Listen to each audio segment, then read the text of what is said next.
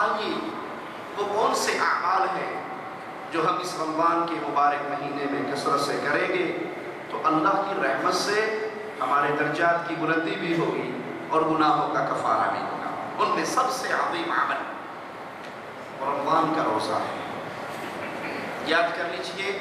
جو بغیر عذر کے رمضان کا ایک فرض روزہ چھوڑ دیتا ہے بغیر عذر کے، نہ مسافر ہے نہ بیمار ہے، کوئی شرعی عذر نہیں ہے، ویسے جی میں آیا کہ آج روزہ نہیں رکھنا چاہیے، اب وہ اس روزے کی کفارے کے طور پہ زندگی بھر بھی روزہ رکھے گا تو اس ایک روزے کی کمی پوری نہیں ہو سکتی۔ بخاری و مسلم میں پیارے حبیب محمد کریم صلی اللہ علیہ وسلم کا یہ فرمان ہے کہ ابن آدم کی ہر نیکی کے بدلے میں اللہ 700 گنا اور جہاں تک چاہتا ہے بڑھا دیتا ہے، لیکن مالک روزے کے بارے میں کیا فرماتا ہے؟ إِلَّا الصِّيَامِ فَإِنَّهُ لِي، سوائے روزے کے آدم کے بیٹے کی ہر نیکی کو 10 اور 700 گنا تک بڑھایا جاتا ہے جس کے لیے اللہ چاہتا ہے، سوائے روزے کے۔ اور روزے کے بارے میں مالک فرماتا ہے، فرشتوں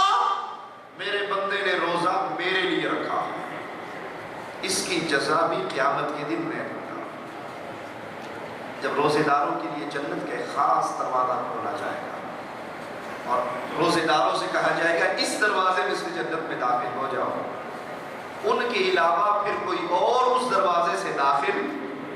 پیارے حبیب نے فرمایا تھا علیہ الصلوۃ والسلام، جنت کے دروازے ہیں، وہ دروازے اپنے عمل کرنے والوں کو پکاریں گے، کوئی جہاد کا دروازہ ہوگا، وہ باب الریان روزے داروں کا ہوگا، صدیق اکبر تیری عظمت پہ قربان جاؤں، پوچھتے ہیں یا رسول اللہ صلی اللہ علیہ وسلم، بندہ گزرے گا تو ایک ہی دروازے سے، کوئی ایسا خوش نصیب بھی ہوگا جس کو جنت کا ہر دروازہ کہے میرے اندروں دی لنگ جائے، میرے پاس سے نکل جائے، میرے ہاں سے جنت کے مہمان بن جاؤ؟ کوئی بندہ ایسا بھی ہے؟ کہا ہاں ابو بکر تو انہی لوگوں میں سے ہے جس کو جنت کا ہر دروازہ پکار کر کہے گا میرے اندر سے جنت میں جائے۔ سوائے روزے کے یہ روزہ خاص اللہ کے لیے ہے، اللہ فرماتا ہے میں ہی اس کی جزا دوں گا۔ روزے کے اندر اخلاص جتنا زیادہ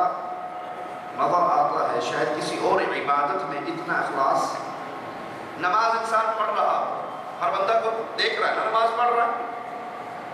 اور دائیں بائیں کوئی مدیر صاحب کھڑے ہیں، چودھری صاحب کھڑے ہیں،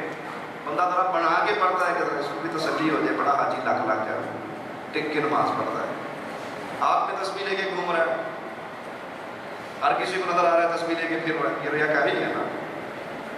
سنت کے خلاف بھی ہے۔ پیارے حبیب نے ہاتھ میں نہ تسبیح لی نہ صحابہ کو دی، اگر پلاسٹک کے موتی اس دور میں نہیں تھے، کھجور کی گٹھلیاں تو تھی، پتھر تو تھے، بنائی تو جا سکتی تھی، لیکن یہ سنت طریقہ نہیں ہے، یہ پیارے حبیب سے ثابت نہیں ہے۔ رسول اللہ صلی اللہ علیہ وسلم کی پیاری زندگی سے جو عمل ثابت ہے وہ کرنے میں اجر ہے، زیادہ کام کرنے میں اجر نہیں۔ اسلام کا اصول یاد رکھیے، زیادہ کام کرنے پہ اجر نہیں، مسنون کام کرنے پہ اجر ہے۔ لیکن جب روزہ انسان رکھتا ہے تو خالص اللہ اور بندے کا معاملہ ہے، آپ کمرے کے اندر ہو، کوئی اور آدمی بھی نہیں ہے، فریج کے اندر ٹھنڈے جوس اور پانی پڑا ہے، پیو گے؟ جی کیوں؟ رحمان نے روکا ہوا، یہ خاص اخلاص والا معاملہ ہے، اور مالک فرماتا ہے یہ روزہ میرے لیے ہے، اس کی جزا بھی میں دوں گا۔ بخاری و مسلم میں پیارے حبیب محمد کریم صلی اللہ علیہ وسلم کا فرمان ہے، توجہ سے اس حدیث کو سنیے گا اور آخری گفتگو کے آخری کونے تک ان الفاظ کو اپنے دل و دماغ میں تازہ رکھیے گا۔ من صام رمضان ایمانا واحتسابا غفر له ما تقدم من ذنبه، جو انسان روزہ رکھے رمضان کا، کیا ہر روزے دار کے گناہ معاف ہوں گے؟ کیا ہر روزے دار باب الریان سے جنت میں جائے گا؟ کیا ہر روزے دار کو بدلہ قیامت کے دن مالک دے گا؟ شرط لگائی ہے میرے رب نے، پیارے حبیب کی مبارک زبان سے 2 شرطیں گنوائی ہیں میرے اللہ نے، جو رمضان کا روزہ رکھے شرط کیا ہے؟ ایمان و احتسابا، مومن ہو، مشرک کا روزہ میرا اللہ کبھی قبول نہیں کرتا،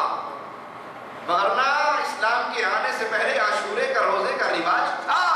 لوگ روزہ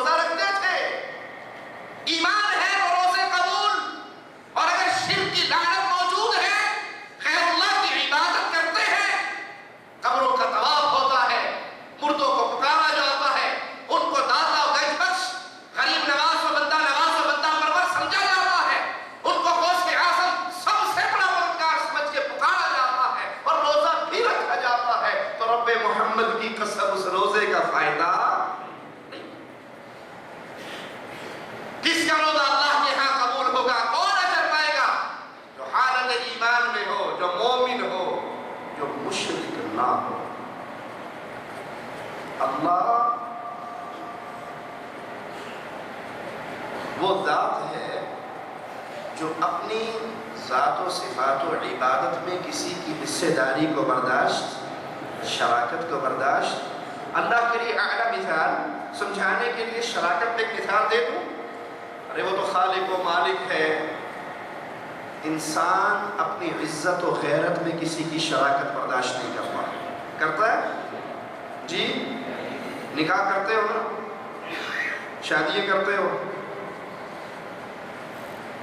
بیوی قبول کر کے گھر لاتے ہو،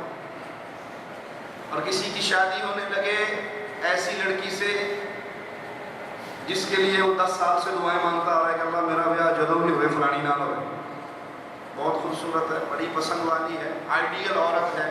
جی چاہتا ہے میرا نکاح وہاں ہو جائے، اور بات بھی پکی ہو گئی، لیکن وہ محترمہ نکاح سے آدھا گھنٹہ پہلے آپ کو فون کر کے کہیں جی چودھری صاحب، شیخ صاحب، شاہ صاحب، خان صاحب، حاجی صاحب، میں آپ کے ساتھ نکاح کے لیے تیار ہوں، بس ایک شرط ہے، اور وہ شرط یہ ہے کہ ہفتے کے سارے دنوں میں آپ کی بیوی رہوں گی، اور ایک دن 2 گھنٹے کے لیے میں کہیں اور جایا کروں گی، اور وہ سابقہ منگیتر سے بھی ہیلو ہیلو ہے، اس کو بھی سلام کر آیا کروں گی۔ رشتہ قبول ہوگا؟ بولو قبول کرو گے؟ یہ جنت سے آئی ہوئی حور ہو تو قبول کرو گے؟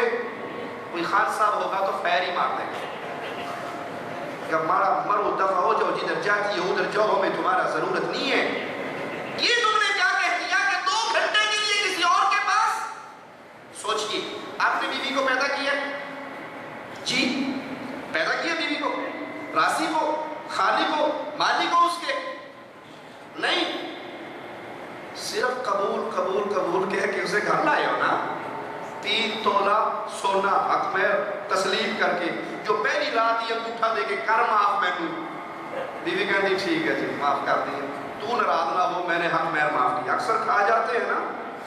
اور جو اپنی بیویوں کا حق مہر زیادتی کر کے کھا جائے قیامت کے دن بدکاروں کی صف میں کھڑا ہوگا۔ حق مہر دے کے 3 تولے 4 تولے آپ اسے گھر میں لائے، خالق مالک رازق اس کے آپ نہیں ہو، وہ کسی اور کو آپ کے بستر کا شریک بنانا چاہے طلاق دے دو گے، قتل و غارت ہو جائے گی۔ ارے اس رب کے بارے میں کبھی بھی نہیں سوچا جو ماں کے پیٹ میں رزق دیتا رہا، جس نے ماں کے پیٹ سے تجھے نکالا، ماں کی چھاتیوں پہ دودھ تیرے لیے پیدا کیا، جس نے ماں کے دل میں تیری محبت کو جگایا، جس نے تجھے پیدا ہی اپنی عبادت کے لیے کیا۔ اب تو کہتا ہے کہ وہ بھی داتا ہے اور لاہور والا بھی داتا ہے، وہ بھی گنج بخش ہے اور بابا حجمیری بھی گنج بخش ہے،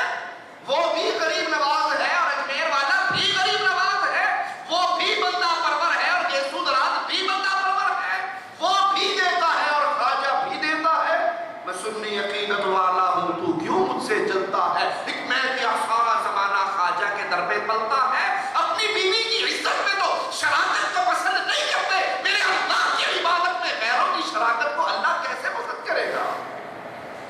من صام رمضان ایمانا واحتسابا، جو رمضان کا روزہ رکھے مومن ہو کر، مشرک ہو کر نہیں، بدعقیدہ ہو کر نہیں، غیروں کا پجاری ہو کر نہیں، نتیجہ کیا نکلتا ہے؟ ثواب کی امید بھی رکھتا ہو،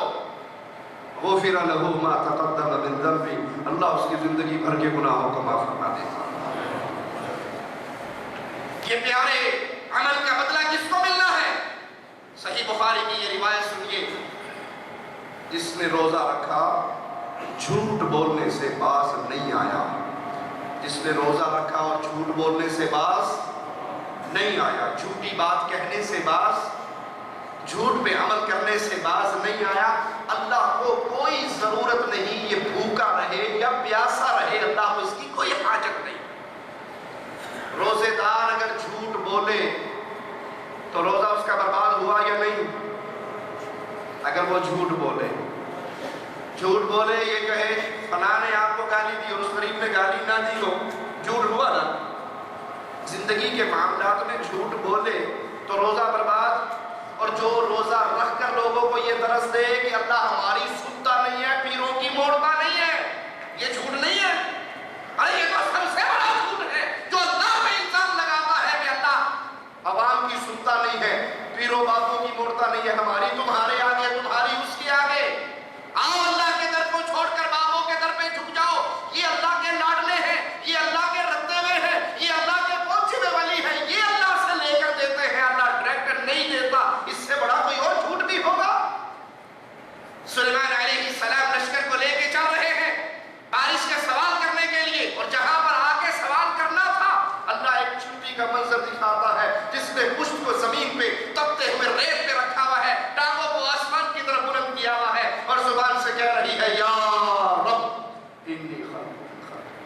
اللہ میں بھی تیری مخلوق ہوں، جہاں سلیمان نبی تیری مخلوق ہے، چیونٹی بھی تیری مخلوق ہے، اس کو پیاس لگی ہے، مجھے پیاس لگی ہے، اس نے پانی مانگنا ہے، میں بھی پانی مانگ رہی ہوں، وہ بھی تیرے طرف